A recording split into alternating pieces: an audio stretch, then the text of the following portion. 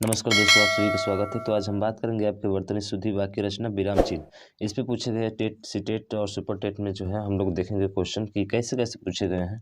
तो चलिए, पहला क्वेश्चन आपके सामने रहा कि वाक्य के मुख्यतः कितने अंग होते हैं। तो देखिए, वाक्य जो अंग होते हैं वो आपके दो होते हैं, जिसमें जो है एक आपका उद्देश्य होता है और दूसरा जो होता है वो विधेय होता है।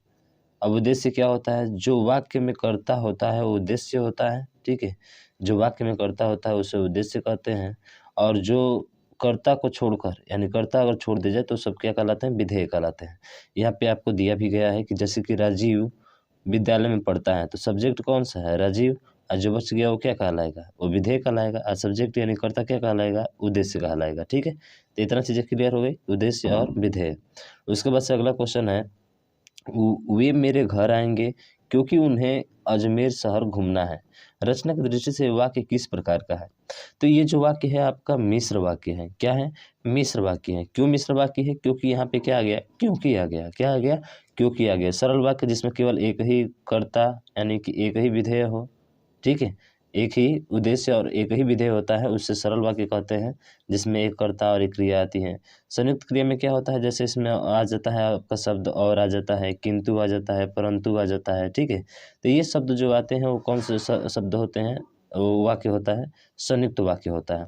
विधानवाचक वाक्य जैसे किसी के बारे में कहना, समझ रहे हैं ना, कि वह मेरा मित्र है या राम मेरा मित्र है, तो ये जो होता है विधानवाचक वाक्य होता है। अब देखिए, चारों वाक्यों को भी दिया गया है यहाँ पे, तो ध्यान रखेंगे। संयुक्त वाक्य क्या होता है? और, फिर भी, नहीं तो, किंतु, अथवा, परंतु आदि, ठीक है। ये शब्द जो होते हैं आपके क्या होते हैं? संयुक्त वाक्य होते हैं। और इसमें देखिए क्या कहा है कि जिन वाक्यों में केवल एक ही उद्देश्य और एक ही क्या होता है? विधेय होता है, उसे सरल वाक्य कहा जाता है। तो सिंपल है, सरल है, सरल ही सरल है। जिस वाक्य में एक मुख्य उपवाक्य हो और अन्य आश्रित यानी गौड़ उपवाक्य हो, उसे क्या कहते हैं? मिश्र वाक्य कहते हैं। जैसे कि मैं जानता हूँ कि तुम्हारे पास किताब नहीं है। समझ रहे हैं ना? ये जानता है यानी कि जो है इसके पास किताब नहीं है, तो ये आश्रित वाक्य होते हैं। और आश्रित वाक्य क्या होते हैं? आपके सभी मिश्र वाक्य होते हैं, ठीक। उसके बाद से यहाँ पे दिया है कि सगुन मेरी सहेली है। अर्थ के आधार पर इस वाक्य का प्रकार है। तो सगुन मेरी सहेली है, अभी हम बताए थे विधानवाचक वाक्य, ठीक है। क्या बताए थे? विधानवाचक वाक्य, यानी कि ऑप्शन नंबर बी आपका क्या हो जाएगा? राइट हो जाएगा, ठीक है। बाकी आप जानते हैं अर्थ के आधार पर वाक्य के प्रकार 8 होते हैं, जो दिया गया है आपके सामने, ठीक है। ये सब जो है प्रकार आपके दिए गए हैं। बात करते हैं अगले क्वेश्चन की, और अगला क्वेश्चन है आपके सामने फिर से ये। इसमें बोला गया है कि निम्नलिखित में से कौन से कथन त्रुटिपूर्ण है? त्रुटिपूर्ण का मतलब होता है वो वाक्य जो है आपका कहीं ना कहीं उसमें गलत है। यानी कि सरल वाक्य में एक उद्देश्य और एक ही विषय होता है। सरल वाक्य में एक ही उद्देश्य और एक ही क्या होता है? विषय होता है, जो कि ये आपका सही है।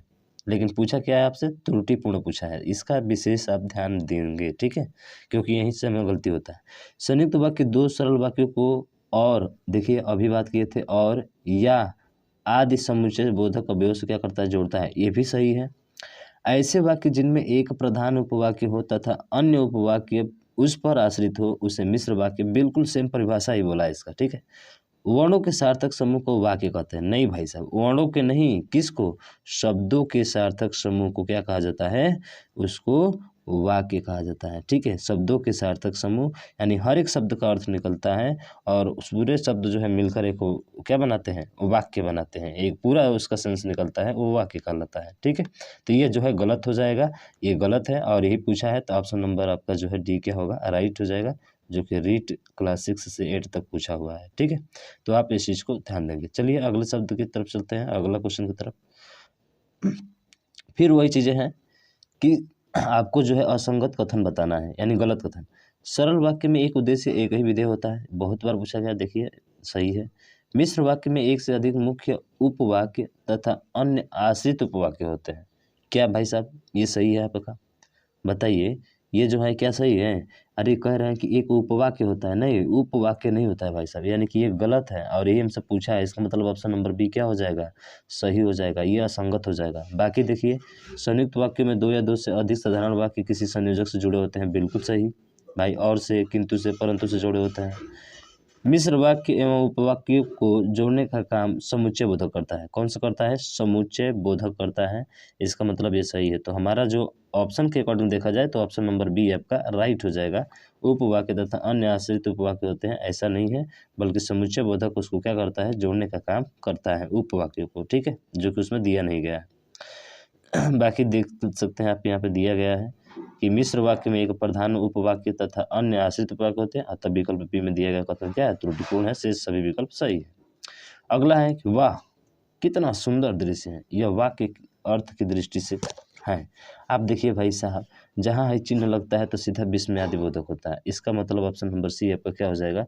राइट आंसर हो जाएगा। इसमें तो सोचना ही नहीं है यार, ठीक है। चलिए नेक्स्ट क्वेश्चन की तरफ चलते हैं, और अगला क्वेश्चन रहा ये देख लिए भाई साहब। अर्थ के अनुसार वाक्य का भेद नहीं है। सरल वाक्य, निषेध वाक्य, विधि वाक्य और प्रश्न वाक्य। तो देखिए ये सरल वाक्य नहीं होता है, ठीक है। अर्थ के आधार पर ये सरल वाक्य का भेद नहीं है, तो ध्यान रखिएगा। अर्थ के आधार पर सरल वाक्य 3 ही होते हैं। यहाँ पे देखेंगे कि अर्थ के अनुसार भेद सरल वाक्य नहीं है। ये रचना के आधार पर है, कितने हैं? 3 है। और अर्थ के आधार पर जानते हैं कितने हैं? 8 है, ठीक है। रचना अर्थ के आधार पर जो है कितने हैं आपके? 8। और बात किया जाए तो रचना के आधार पर कितने हैं आपके? रचना के आधार पर 3 होते हैं, और अर्थ के आधार पर आपके 8 होते हैं। तो ये चीज़ आप ध्यान रखेंगे। अगला है निम्नलिखित में से कौन सा वाक्य कर्मवाच्य है? कर्मवाच्य मतलब जो कर्म होता है। देखिए सोना, अब वो क्या या किसको से प्रश्न करते हैं क्रिया में ना, तो वहाँ पे अगर उत्तर मिलता है तो समझिए कि वो आपका कर्मवाच्य है, नहीं मिलता है तो नहीं है भाई साहब। लता से पत्र पढ़ा नहीं गया, अरे ये तो भाववाचक, ये भाव मार रही है कि लता से जो है पत्र पढ़ा नहीं गया। हो सकता है पढ़ी लिखी ना हो, इसलिए उसको जो है पढ़ा नहीं जा रहा है, लेकिन इसमें बोला क्या है कि कर्मवाच्य आपको बताना है। दिनेश ने खेल खेला, क्या खेला? क्या खेला? खेला तो कुछ नहीं मिल रहा है, किसको खेला? तो भी नहीं मिल रहा है, इसमें भी नहीं है। मुझसे बोला नहीं गया, मुझसे क्या नहीं गया? अरे कुछ नहीं मिल रहा है। अर्थ किस में? इसमें मिल रहा है, बी में। तो यानी कि 8 का बी जो है आपका राइट हो जाएगा। इसमें जो है कर्मवाच्य का प्रयोग किया जाता है, ठीक है। लता से पत्र पढ़ा नहीं जाता, क्या नहीं पढ़ा जाता?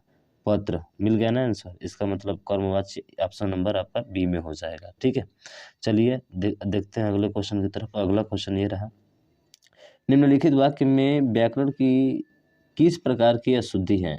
मैंने मोहन को पुस्तक दिया, अरे मैंने मोहन को पुस्तक, मैंने शब्द होता है क्या? बताइए, मैंने शब्द होता है क्या?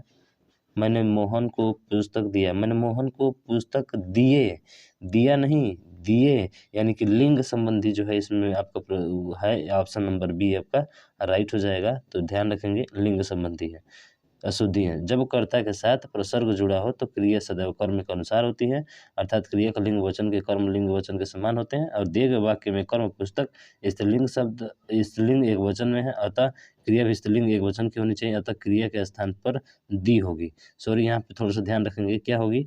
दी होगी। मैंने मोहन को पुस्तक दी होगी, ठीक है। क्या होगी? दी होगी, यहाँ पे होगा, दिया नहीं, दी होगी, ठीक है। तो ये यहाँ पे त्रुटि है आपकी। अगला देखते हैं। अगला क्वेश्चन है, राजा नगर में आए अर्थ के अनुसार यह वाक्य निम्नलिखित में से किस प्रकार के अंतर्गत है? किस प्रकार का अंतर्गत है? राजा नगर में आए अर्थ के आधार पर, तो इसका मतलब क्या हुआ बताइए? तो इसका मतलब हुआ विधानार्थक वाक्य हो जाएगा, यानी कि ऑप्शन नंबर बी हो जाएगा। अरे राजा नगर में आए, ठीक है, यानी विधानार्थक वाक्य कहलाता है ये सब, ठीक। बाकी संदेह आप जान रहे हैं, इसमें तो कोई संदेह नहीं है कि राजा नगर आए होंगे। सॉरी भाई साहब, थोड़ी सी तबीयत खराब है, ठीक है। चलिए फिर भी देखते हैं। अगला क्वेश्चन है, मैंने खाना खा चुका, मैं खाना खा चुका, मैंने नहीं, सॉरी, मैं खाना खा चुका तब वह आया, यह वाक्य है। मैं खाना खा चुका तब वो आया, यानी कि 2 इसमें वो वाक्य आ गए। क्या हो गए? 2 इसमें जो है आपके क्या आ गए कि 2 इसमें आपके जो है क्रिया आ गए। तो जब 2 क्रिया आती है तो सिंपल सी बात है कि वो तो सरल वाक्य होगा नहीं, नहीं भाई साहब, कभी नहीं होगा। अब मिश्र वाक्य क्या है? ये मैं खाना खा चुका तब वो आया, क्या ये वाक्य इस वाक्य पे आश्रित है? नहीं, इसका मतलब मिश्र वाक्य भी नहीं होगा। तो बचा कौन सा? संयुक्त वाक्य। ऑप्शन नंबर बी आपका राइट हो जाएगा, ठीक है। अगला है कि राजनीति अब एक व्यवसाय बन गई है जो अनैतिकता के बल पर चलती हैं, यह किस प्रकार का वाक्य है? अब देखिए, जो और सो, जब भी आता है, कौन सा, जो और सो जब भी आता है तो ऐसे वाक्य मिश्र वाक्य होते हैं, यानी कि ऑप्शन नंबर सी, यानी राजनीति अब एक व्यवसाय बन गई है जो अनेकता के बल पर चलती है, यानी कि ये संबंधित है इससे, ये क्या हो जाएगा, आश्रित है, गौड़ जो क्या बोलते हैं आश्रित वाक्य बोलते हैं, और जो आश्रित वाक्य होते हैं उसको क्या बोला जाता है, मिश्र वाक्य। ऑप्शन नंबर सी आपका राइट हो जाएगा। फिर वही चीज़ें बार बार आ रही है, देख सकते हैं आप ठीक है। अगला है कि आपका जीवन मंगलमय हो, यह वाक्य किस प्रकार का है। भाई वो क्या कर रहा है, विधान कर रहा है, बताइए क्या वो विधान कर रहा है, नहीं, उसकी इच्छा है कि आपका जीवन क्या हो, मंगलमय हो। इसका मतलब ऑप्शन नंबर क्या हो जाएगा, ए आपका राइट हो जाएगा, इच्छावाचक हो जाएगा। ठीक है, क्या, इच्छावाचक। बाकी देख सकते हैं यहाँ पे दिया गया है। ठीक है, अब देखिए अर्थ के आधार पर वाक्य का कौन सा भेद इनमें से नहीं है। तो अर्थ के आधार पर हम जानते हैं 8 उसके होते हैं, 8 में से ये मिश्र वाला जो है आपका नहीं होता है, बाकी विस्मयबोधक, विधानवार्थक और प्रश्नवाचक ये सभी होते हैं। तो ऑप्शन नंबर सी आपका राइट हो जाएगा। उसके बाद से इनमें से जो है कौन सा वाक्य शुद्ध है, शुद्ध वाक्य बताना है आपको। तो बताइए शुद्ध वाक्य कौन सा है। उसने मुझे पास आने के लिए कहा, उसने मुझसे पास आने को कहा, उसने मुझे पास आने को कहा। देखिए उसने मुझे पास आने को कहा, लगता तो सही है, फिर भी आगे देखते हैं। उसने मेरे को तो कभी होता नहीं है भाई साहब। इसका मतलब ऑप्शन नंबर सी आपका राइट हो जाएगा। उसने मुझसे पास आने को कहा, देखिए यहाँ पे भी को आ गया, ये भी नहीं हो सकता है। उसने मुझे पास आने के लिए कहा, के लिए नहीं, किसी के लिए थोड़े कह रहा है, समझ रहे हैं ना, के लिए नहीं यहाँ पे, यानी कि ऑप्शन नंबर सी आपका राइट हो जाएगा। बाकी देखिए निम्नलिखित वाक्यों में से शुद्ध रूप चुनिए। शुद्ध रूप आपको चुनना है कि हमारी सौभाग्यवती कन्या का विवाह होने जा रहा है, हमारी आयुष्मती कन्या का विवाह होने जा रहा है। ठीक है, तो हमारी सौभाग्यवती कन्या का विवाह, आयुष्मती कन्या का विवाह होने जा रहा है। हमारी आयुष्मती कन्या की विवाह होने जा रहा है। क्या आपको लगता है इसमें सब सही है क्या? नहीं भाई साहब, इसमें सही केवल जो है देखा जाए तो ऑप्शन नंबर बी है, यानी कि हमारी आयुष्मती कन्या का विवाह, आयुष्मती कन्या का विवाह होने जा रहा है। आयुष्मती बोलते हैं, ठीक है, सौभाग्यवती नहीं होता है। सौभाग्यवती तो जिसका पता है ना, सौभाग्यवती, तुम हमेशा सौभाग्यवती बनी रहो, ठीक है ना, सौभाग्यवती। आयुष्मती कन्या का विवाह, आयुष्मती जिसका भी विवाह नहीं हुआ है, आयुष्मती कन्या का विवाह होने जा रहा है, ठीक है, तो ये होगा हमारे आयुष्मती कन्या का विवाह होने जा रहा है, ये नहीं हो सकता। हमारी आयुष्मती कन्या की नहीं होता है, का होता है, इसलिए ऑप्शन बी आपका राइट हो जाएगा। जरा सोच समझ कर आंसर दीजिएगा, ठीक है। चलिए आगे चलते हैं। देखिए दिया है ना, सौभाग्यवती का मतलब जो विवाहित स्त्री होती है, पत्नी या वधू के लिए होता है, ठीक है, ये ध्यान रखेंगे। और आयुष्मती या सौभाग्य कांक्षणी शब्द का प्रयोग होता है, जबकि ये ध्यान रखिएगा कन्या या पुत्री, तो कन्या या पुत्री को आयुष्मती बोलते हैं, और सौभाग्यवती उसको बोलते हैं जिस स्त्री का विवाह हो गया होता है, ठीक है। बाकी देख सकते हैं आगे, चलिए देखते हैं। और ये रहा निम्नलिखित वाक्य में शुद्ध रूप चुनिए, फिर से शुद्ध चुनिए भाई साहब, कौन सा है कि हमारे यहाँ तरुण नवयुवकों की शिक्षा का अच्छा प्रबंध है, हमारे यहाँ तरुण नवयुवकों की शिक्षा का अच्छा प्रबंध है, हमारे यहाँ नवयुवकों की शिक्षा की अच्छा प्रबंध है।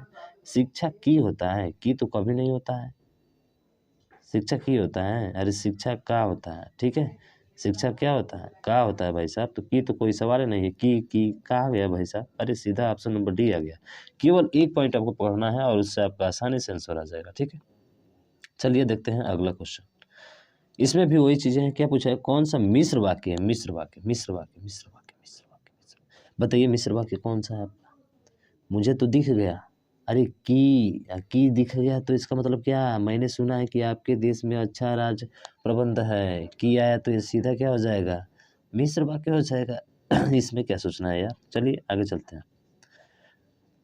निम्न में से शुद्ध रूप से लिखा वाक्य है कौन सा, किसी आदमी को भेज दो, किसी आदमी को भेज दो, सही बात है, किसी आदमी को भेज दो, हम तो अवश्य ही आएंगे, अरे हम जरूर आएंगे, तब शायद यह काम अवश्य हो जाएगा, तब यह काम जरूर हो जाएगा, कृपया आने का अनुग्रह करें, कृपया आने का अनुग्रह करें, अरे भाई अनुग्रह करें, कैसे हो सकता है, ऑप्शन नंबर ए आपका राइट होगा, यानी ये शुद्ध विकल्प होगा। बाकी देख लीजिए आप, इसका शुद्ध क्या होगा, हम तो अवश्य ही आएंगे, हम अवश्य आएंगे, हम तो नहीं होता, कृपया आने को अनुग्रह करें, अरे कृपया आने की कृपा करें, अनुग्रह नहीं करें, कृपा करें, तब शायद यह काम अवश्य हो जाएगा, शायद यह काम अवश्य हो जाएगा, तब नहीं, शायद यह काम अवश्य हो जाएगा, ये इसका शुद्ध रूप होगा। ठीक है, उसके बाद से वहाँ मोहन के कोई नहीं था, कौन था? वहाँ मोहन के अलावा कोई नहीं था, ये सटीक बैठ रहा है ना, बिल्कुल, यानी कि ऑप्शन सी आपका राइट हो जाएगा। अगला, उद्देश्य और विधेय किसके अंग है? अरे अभी बात किए थे भाई, वाक्य के अंग है, किसके अंग है? वाक्य के अंग है। उद्देश्य, कर्ता, विधेय, क्रिया वाक्य में ही होती है, ऑप्शन ए आपका राइट हो जाएगा। चलिए आगे देखते हैं। वाक्य और उसके भेद से संबंधित कौन सा जोड़ा गलत है?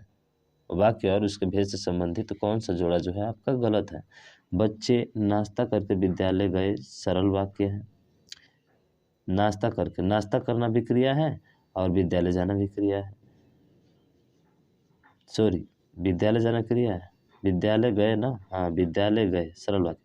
बच्चे नाश्ता करके विद्यालय गए, ठीक है, नाश्ता करके विद्यालय गए, इसका मतलब जो है ये आपका सही है। क्या है?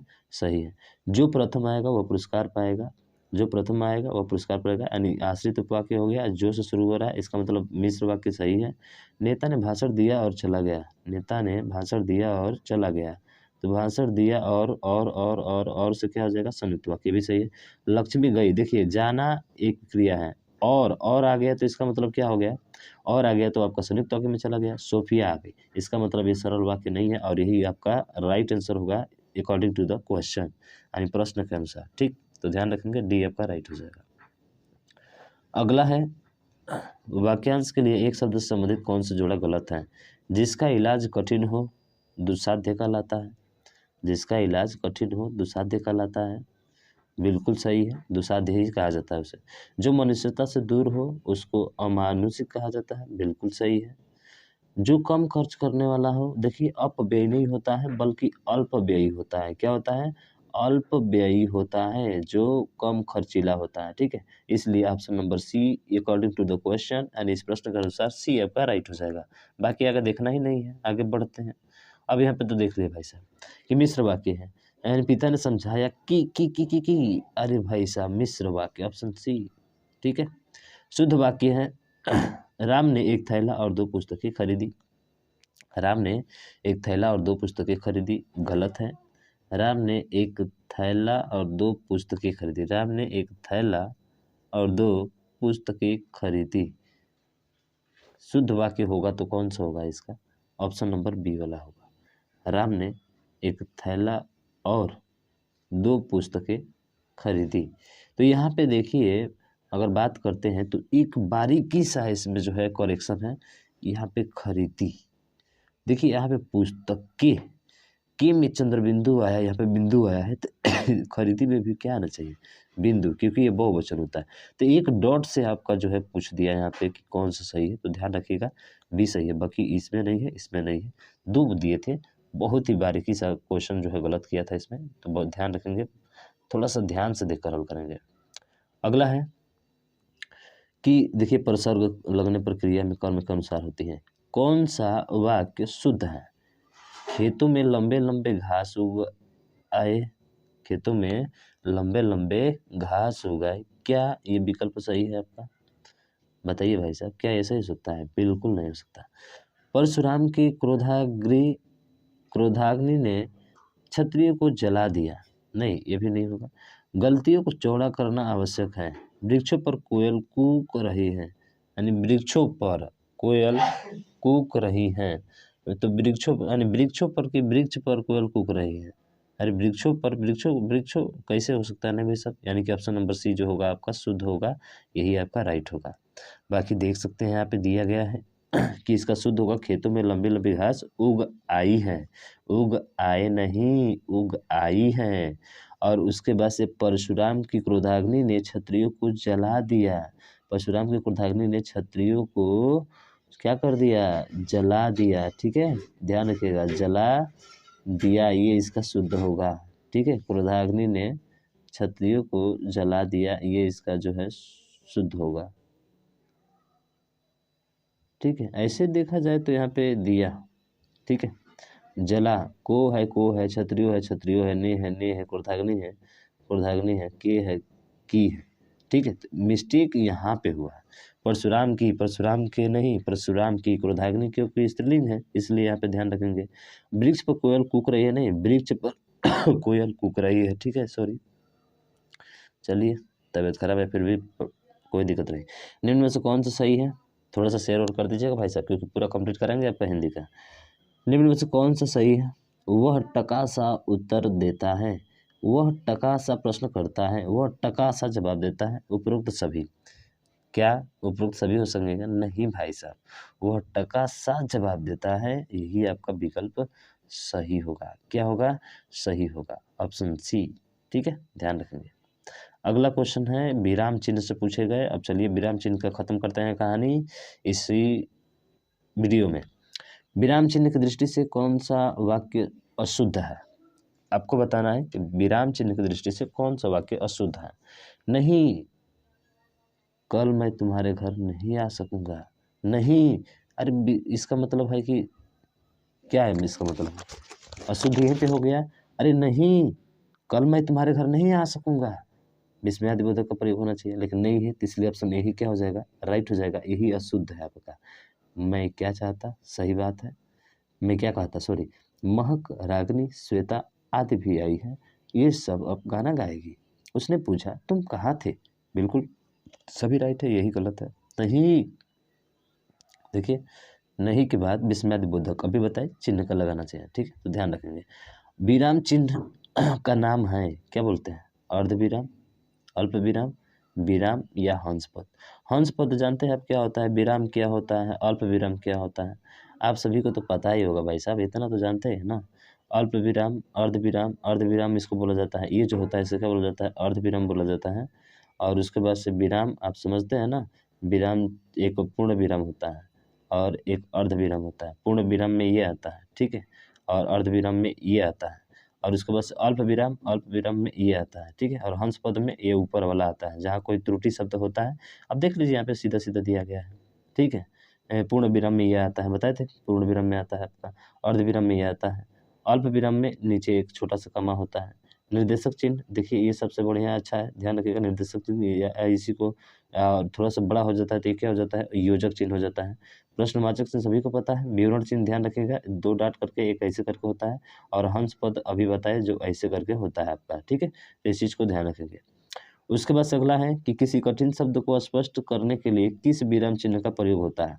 तो किसी कठिन शब्द को स्पष्ट करने के लिए जो विराम चिन्ह का प्रयोग करते हैं वो कौन सा होता है, यानी विराम चिन्ह का प्रयोग होता है वो कौन सा होता है, बताइए, आपको पता है तो जल्दी बताइए। कोष्टक होता है, क्या होता है, कोष्टक होता है, स्पष्ट करने के लिए, ठीक है, तो कोष्टक में हम लोग लिखते हैं।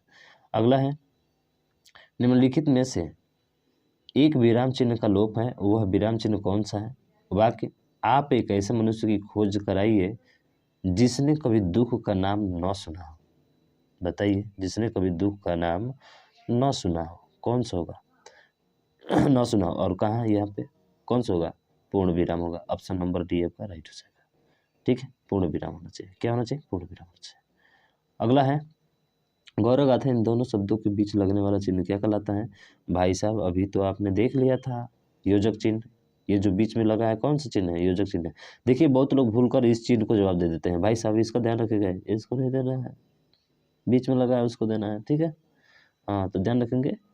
पूर्ण विराम, प्रश्नवाचक चिन्ह, उद्धरण चिन्ह होता है, अल्प विराम ऐसे होता है, विस्मयादिबोधक ऐसे होता है, ठीक है, तो इस चीज़ को थोड़ा सा ध्यान रखेंगे। चलिए नेक्स्ट क्वेश्चन की तरफ चलते हैं।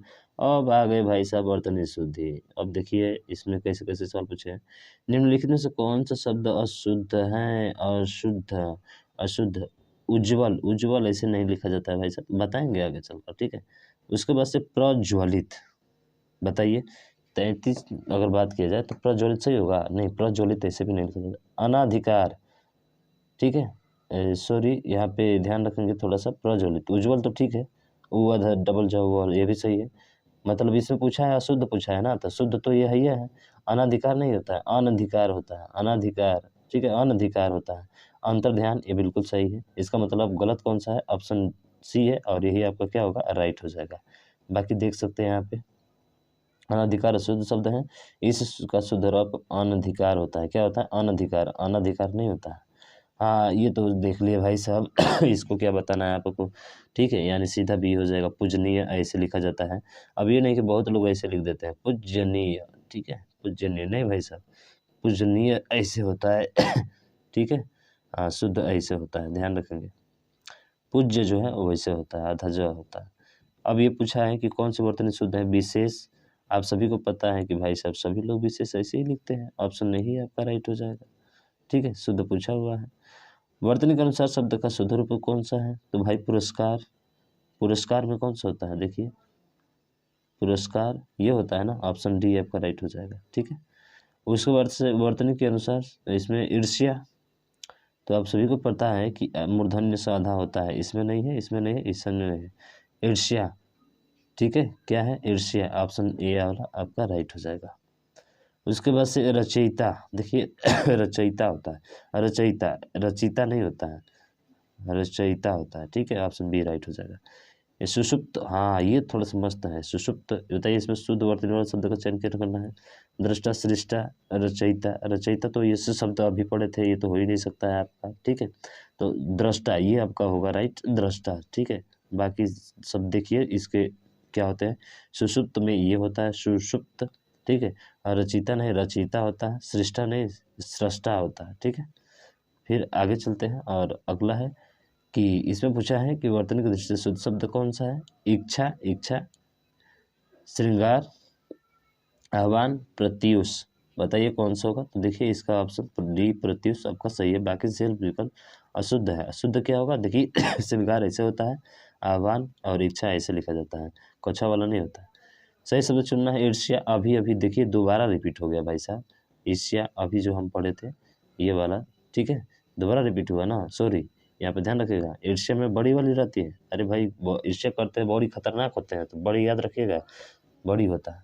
अगला है देख लिए भाई साहब, कृति निकट निकृष्ट पुरुष है, निकृष्ट पुरुष है, ठीक है, कौन सा विकल्प सही नहीं है, तो ये विकल्प सही नहीं है। और बाकी अब तो देख ही लिया था भाई साहब, ठीक है, चलिए देखिए यहाँ पे देख सकते हैं कि कृति जो है गलत शब्द है, जबकि निकृष्ट पुरुष का सही अर्थ है, और कृतज्ञ, अतः विकल्प डी क्या होगा, सही नहीं है।